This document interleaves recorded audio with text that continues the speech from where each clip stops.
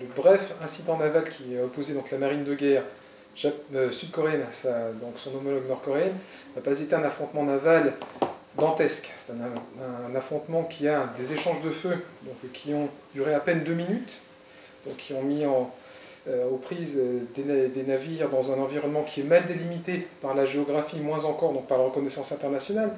La Corée du Nord ne reconnaît pas la délimitation maritime donc, de son espace personnel. La Corée du Sud, elle, le reconnaît. Cette frontière donc, qui fait débat entre les deux a toujours fait l'objet depuis plus de 50 ans maintenant, donc d'une interprétation différente des uns et des autres. Cet incident, plus qu'un conflit, cet incident n'a pas fait de victimes des deux côtés. Seul le bâtiment nord-coréen qui semble avoir reçu donc quelques coups de feu a eu une partie de son matériel en flammes. Donc on est plus dans le symbolisme. Nous n'avons pas donc été à la veille ou à l'avant-veille d'un nouveau conflit ou d'un nouvel épisode de grande tension entre les deux Corées. En revanche, donc, il est intéressant de noter que cet incident, comme par hasard, intervient à quelques dizaines d'heures de l'arrivée en Asie donc, du président Obama, donc le président des États-Unis d'Amérique, avec lequel Pyongyang, le régime nord-coréen, est désireux de reprendre le fil d'un dialogue qui est interrompu depuis très longtemps.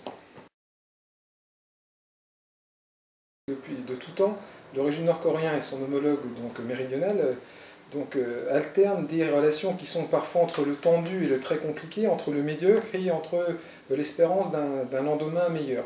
C'est ce qui s'est passé depuis l'élection du président Lee Myung-bak, donc le président sud-coréen il y a un peu moins de 2 ans maintenant. Ce président avait été élu sur la base d'un reformatage des relations avec le Nord, où il s'agissait toujours, dans la mesure du possible, d'essayer d'améliorer les relations avec l'hostile ou avec l'imprédictible voisin du Nord, mais de ne plus, comme ça avait été le cas lors des administrations précédentes, donc de continuer à financer une assistance ou un programme d'aide au Nord en échange de rien, ce qui était à peu près le credo donc, dénoncé par le président Lee Myung-bak. Le président Lee Myung-bak avait dit, lorsque mon administration sera en place, vis-à-vis du Nord, nous allons reconditionner donc notre assistance à nos voisins, nos frères donc, septentrionaux, mais pas en échange de rien. Il faudrait que ça soit donnant. Il faudrait qu'il y ait donc des bonnes volontés manifestées avec un peu plus de concret du côté du Nord.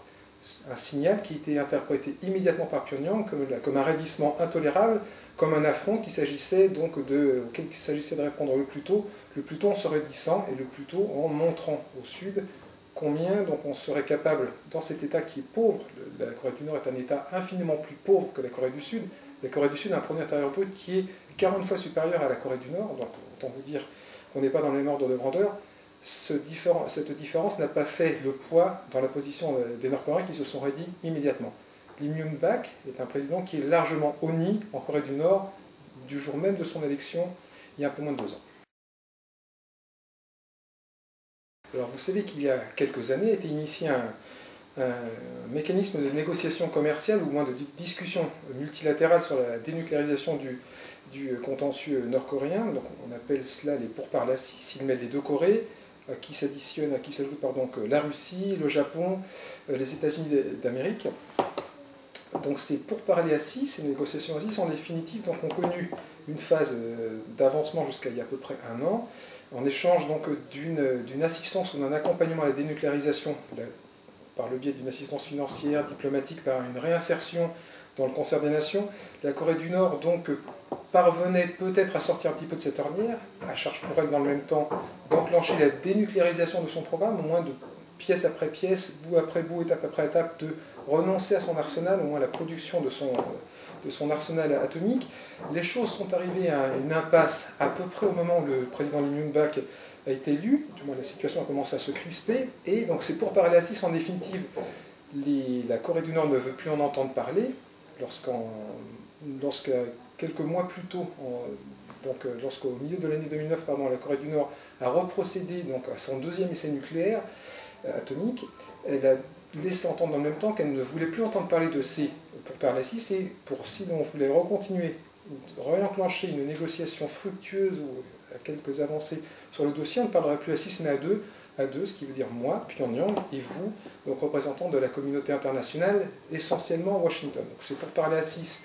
La communauté internationale veut leur redonner vie, un souffle de vie, c'est ce qu'espère obtenir lors de sa prochaine visite le représentant spécial du président Obama en Corée du Nord, ce qui devrait intervenir avant la fin de l'année.